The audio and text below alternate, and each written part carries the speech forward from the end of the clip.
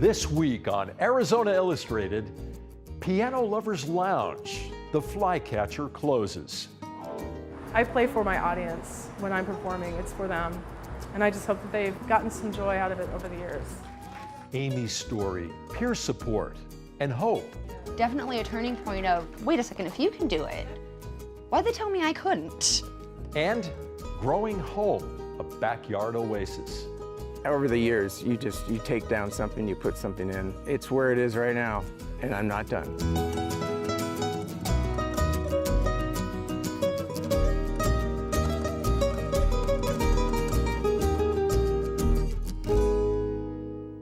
Welcome to Arizona Illustrated. I'm Tom McNamara. As downtown Tucson continues to grow and real estate investors look for opportunity, some long-standing establishments weigh the option to sell or stay the course. Owners of the Flycatcher bar on 4th Avenue, formerly known as Plush, have chosen to sell their stake in downtown to a developer with plans to build a 7-story student housing structure. Well, artists and bands like the Decemberists, Brandi Carlile, the Melvins, and Pinback have played the venue. Arts and culture producer Andrew Brown went back to visit with longtime employees Sarah Louise Moore and Paul Jenkins, and to hear them play one last Piano Lovers Lounge.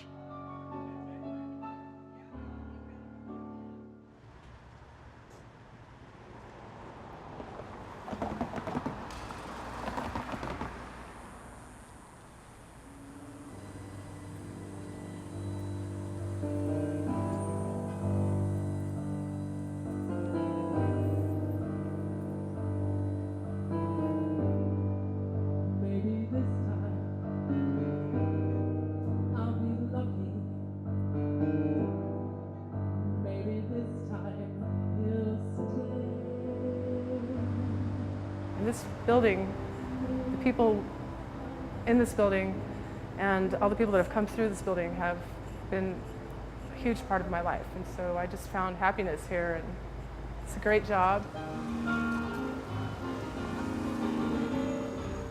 Last Piano Lovers Lounge until maybe another place allows us to do it.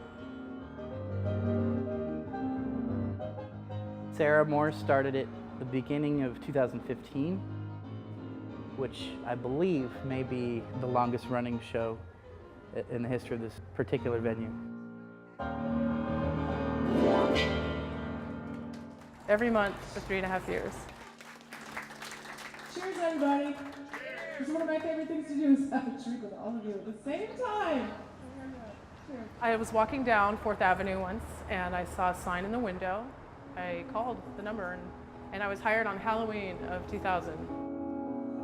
I never dreamed that I'd meet somebody like you.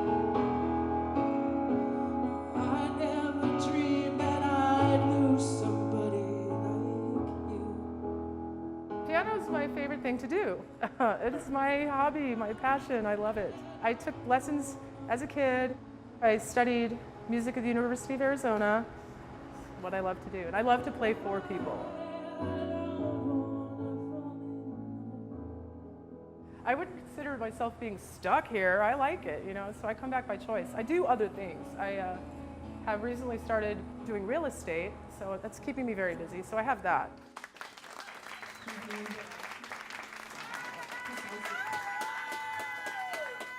love you guys so much. Thank you. It feels good because I know it's celebration, and I have a lot of friends and family here to support me that have always been here to support me. I hope that I've been able to give them some feels with the music, some joy. That's what it's about. Telling myself it's not as hard as it seems.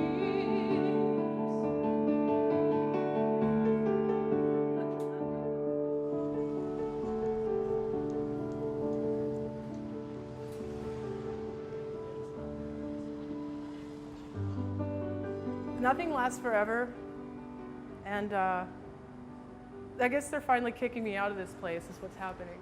Being forced to leave. I've kicked enough people out over the years. I guess it's my turn.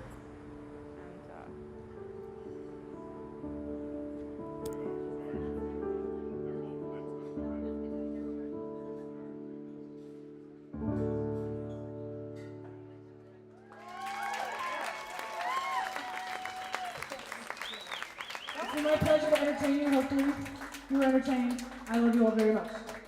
Mwah. Mwah, mwah, mwah, mwah. All of you. Sarah Moore plays first for a couple of hours or however long she wants.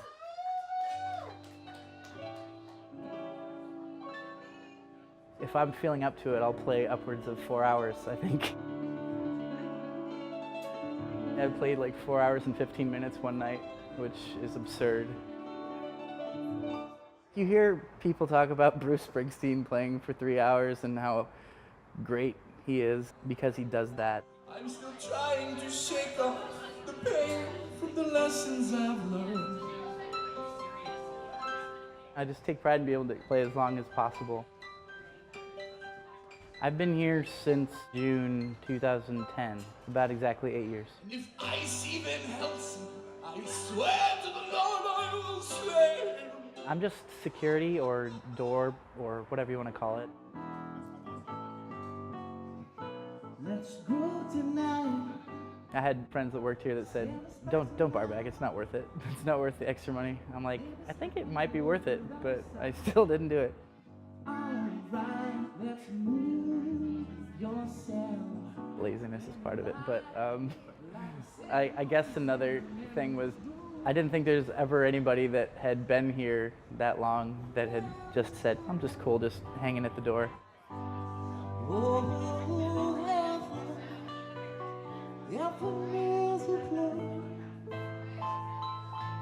He's got velvet pipes, that boy, and he's an incredible musician.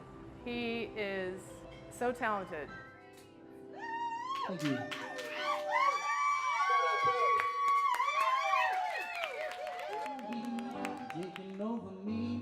I like getting a reaction out of people. I like to make people laugh.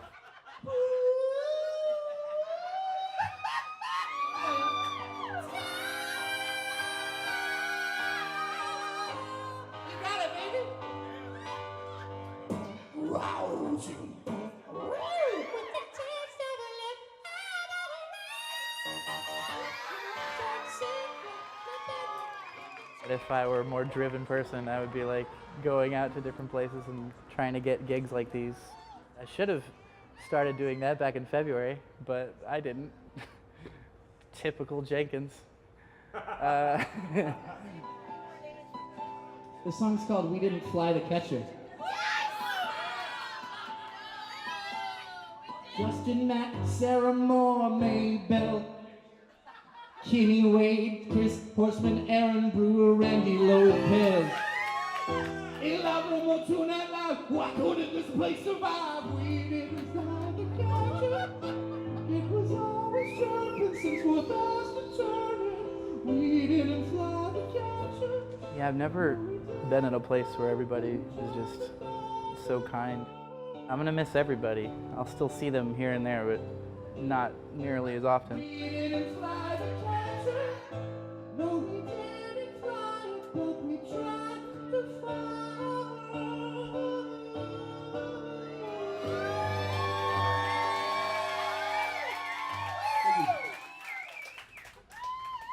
Now, we didn't start the fire. Amy Jackson is a peer support specialist at Epicenter in Phoenix. The innovative new facility aims to treat mental illness early on and prevent disability. In her role there, Amy shares her own story, offering help and hope to those in need.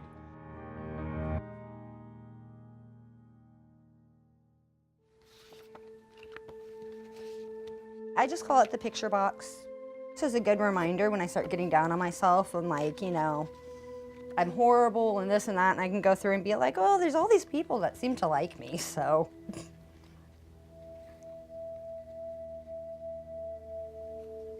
That is my first birthday. I have no memories of this picture.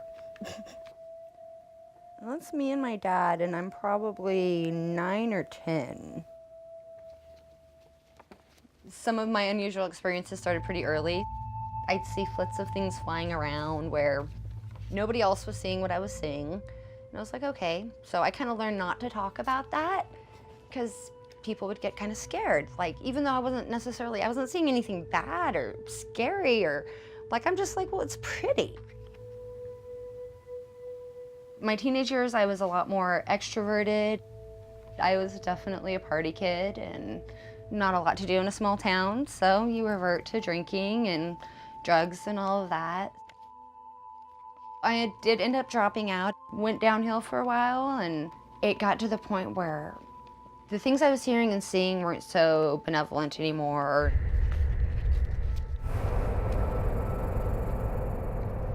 The voices kind of would start actually talking more directly to me. You're horrible, you're worthless, why don't you just do everybody a favor?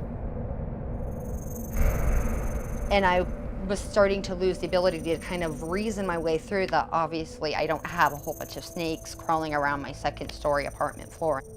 It's not something that happens.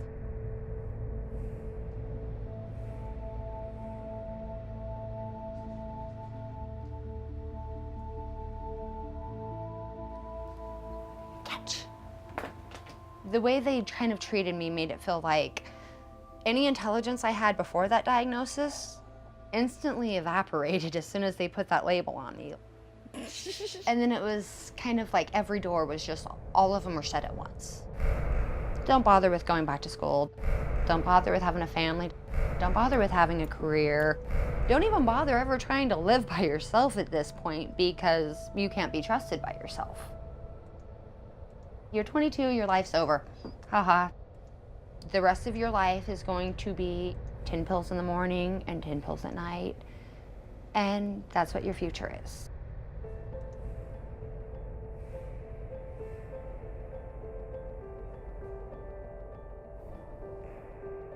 It was like, well, wait a second. You're working, though. I'm just like, yeah. I'm like, you're working full time. She's like, yeah, I am. And it was kind of definitely a turning point of, wait a second, if you can do it, get back, be good, I love you. Why'd they tell me I couldn't?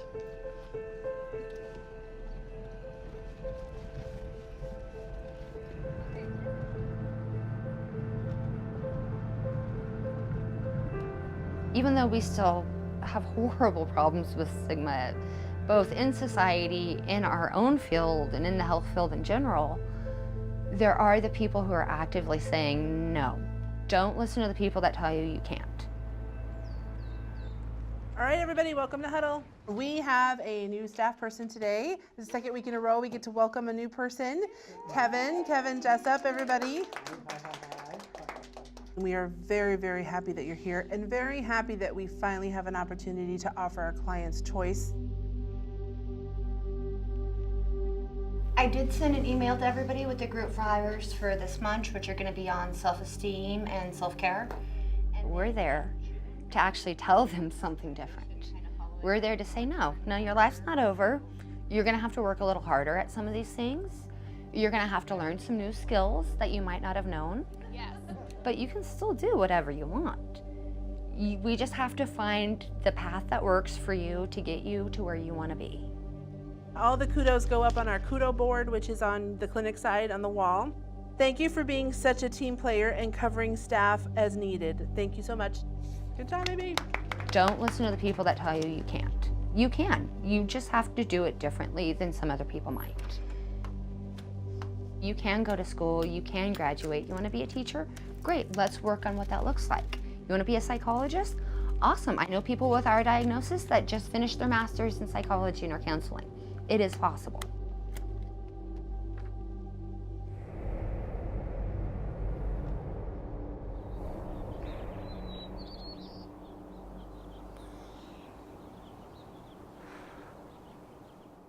This is my home.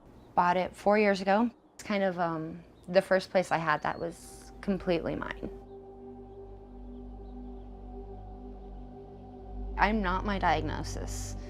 I am not anymore, like, I'm not a schizo anymore than I'm an asthma or I'm a this or I'm a that. Like, that's just a struggle I have to deal with.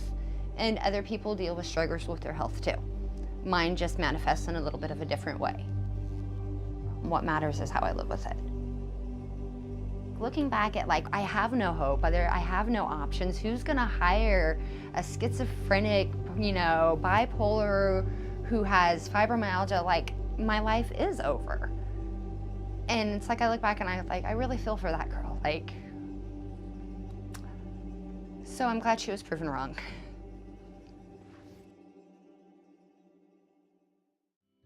Sentinel Peak is known locally as a mountain and is designated as such with a big University of Arizona blockade that can be seen for miles around. The iconic landmark hosts the annual July 4th fireworks display for all of Tucson and is a favorite spot for panoramic views of the city. More than 100 years after its creation, the A holds a special place in the hearts of many Tucsonans.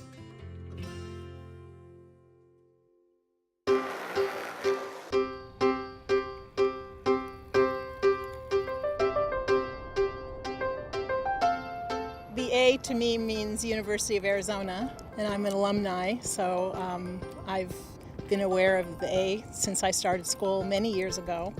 I currently live near here, and I can see the A from my yard, so it's you know, a good thing to look at.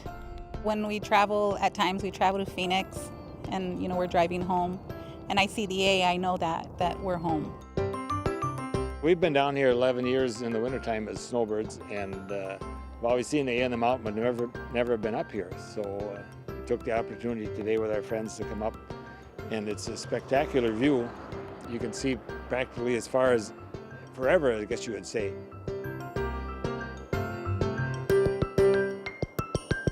We have guests today from Minnesota, and we love to show them the area and get a good view of Tucson. And they were surprised that it's as old as it is. The students of the U of A built it in 1915.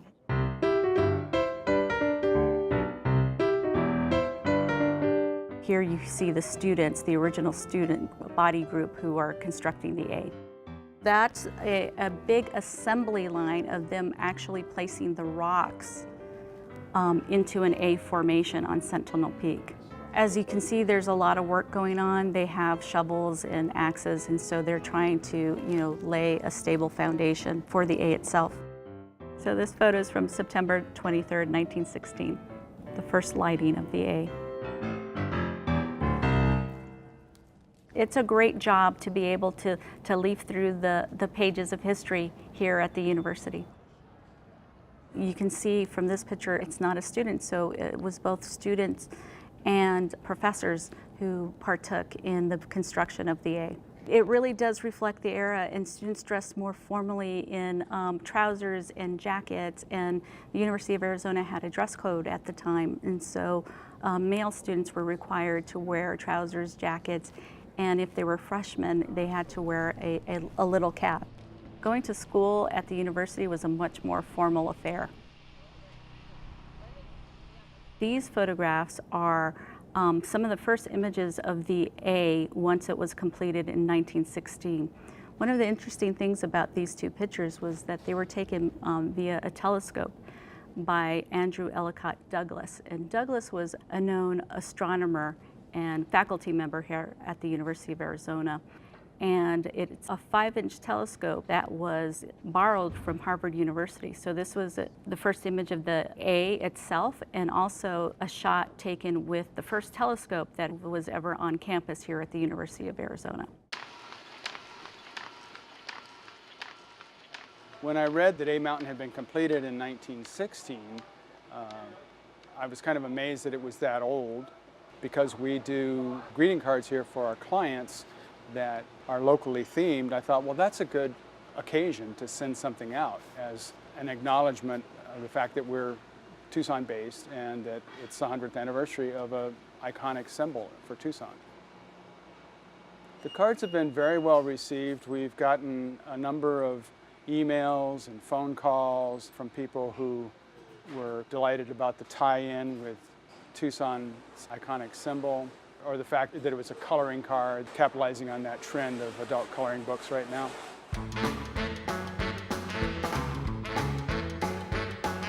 This is a wide shot from 1951, and as you can see, the road that we know today that goes up to the A is firmly established there. This photo was gifted to the university special collections from a former student. So most of these photos that you're looking at today come from direct gifts from alumni.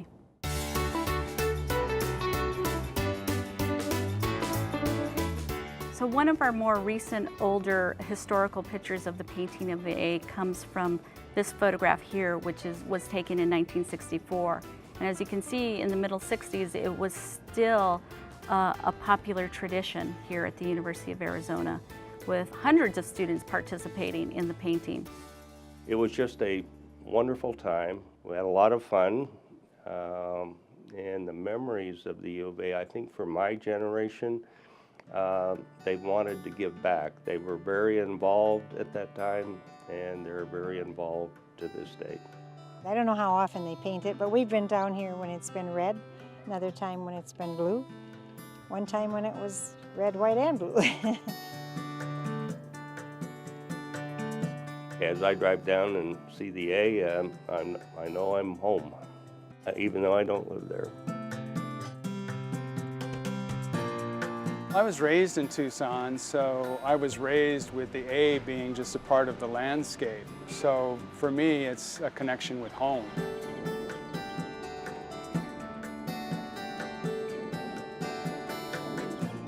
I was born and raised here in Arizona, and the A has always been a fixture as part of my life. My grandparents have a house on Main Street, so part of one of our traditions was going down on 4th of July and looking and being right under the A. I love it. It's my home. I love being home.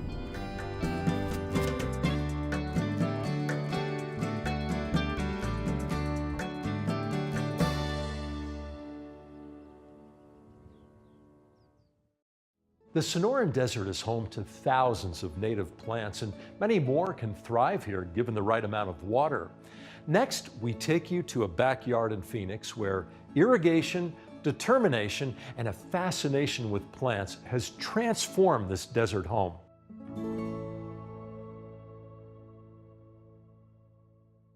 My name is Randy McCabe. I am a sculptor, and I exercise my efforts in this wonderful arena called nature, and here we are.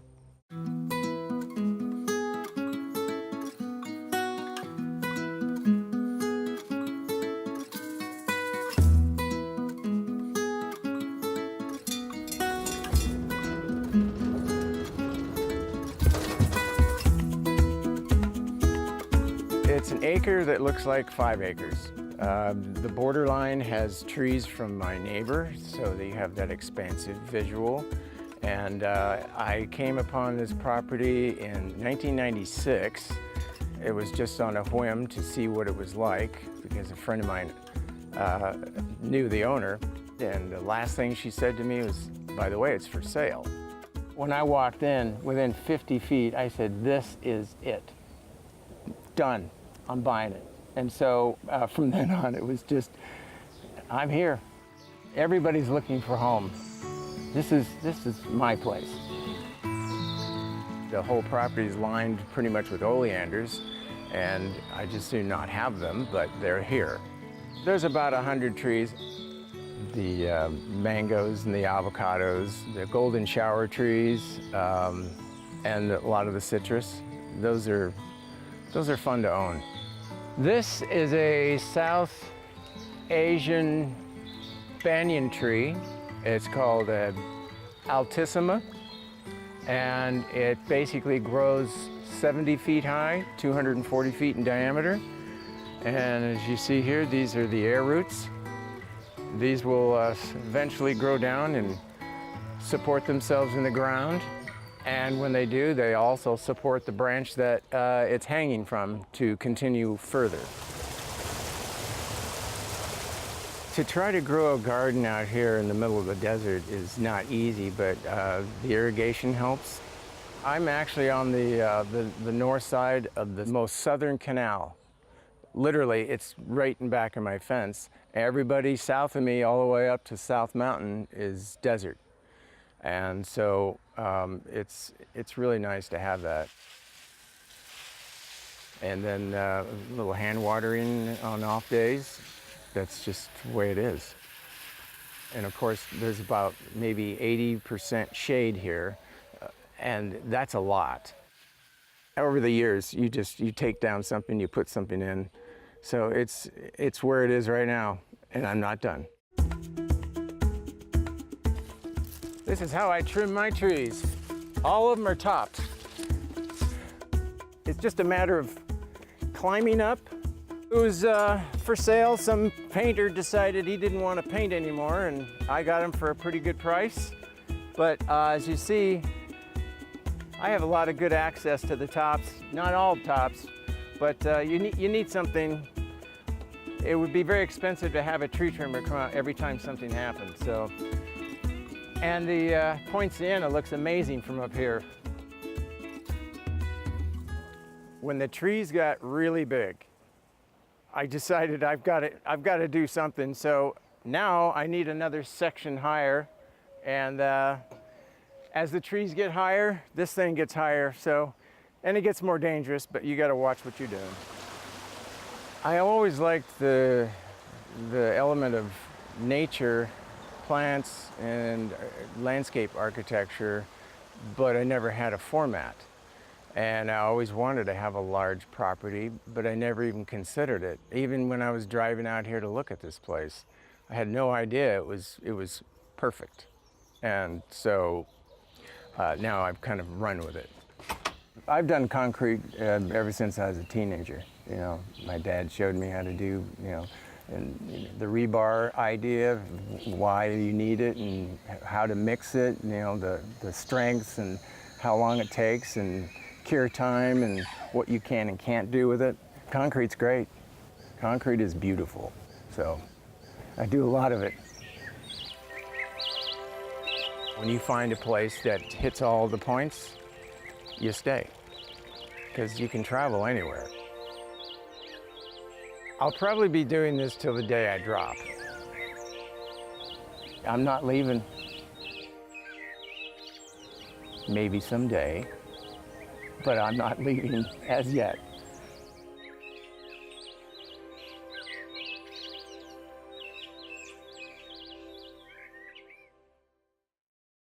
Thank you for joining us here on Arizona Illustrated.